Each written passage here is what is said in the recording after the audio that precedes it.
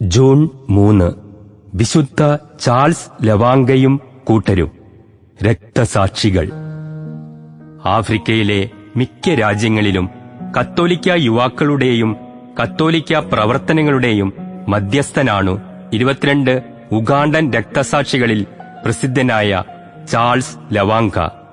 അദ്ദേഹമാണ് ഉഗാണ്ടൻ രാജാവായ മിവാങ്കയുടെ വർഗവിരുദ്ധമായ പാപാധിനിവേശത്തിൽ നിന്ന് 13നും 30നും മധ്യേയുള്ള തന്റെ യുവാക്കളെ സംരക്ഷിക്കുകയും ജയിലിൽ വെച്ച് അവരെ കത്തോലിക്ക വിശ്വാസം അഭ്യസിപ്പിക്കുകയും ചെയ്തത്.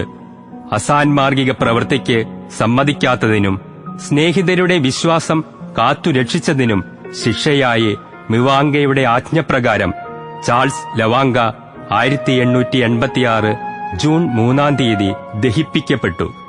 മാവുളു ഗുങ്കു എന്ന പ്രധാനിയുടെ ഭവനത്തിൽ വെച്ചാണ് ചാൾസ് ക്രിസ്തുവിന്റെ സുവിശേഷവുമായി പരിചയപ്പെട്ടത്.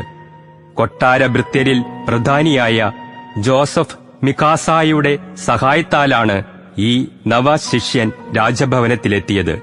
മിവാങ്കയുടെ അശുദ്ധ താൽപര്യങ്ങളെ ചെറുക്കുവാൻ പ്രോത്സാഹിപ്പിച്ചതിനു തന്നെയാണ് മിക്കാസ രക്തസാക്ഷിത്വം വഹിച്ചത്.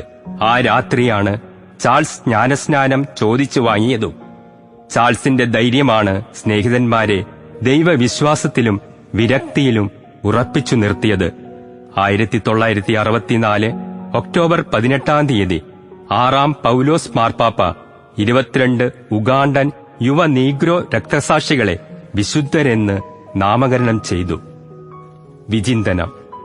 1969 ആഫ്രിക്കൻ യാത്രയിൽ 6 പൗലോസ് മാർപ്പാപ്പ ഉഗാണ്ടൻ യുവാക്കളോട് പറഞ്ഞു, ഒരു ക്രിസ്ത്യാനിയായിരിക്കുക നല്ല കാര്യമാണ്, എന്നാൽ എല്ലായ്പ്പോഴും അത്ര എളുപ്പമല്ല.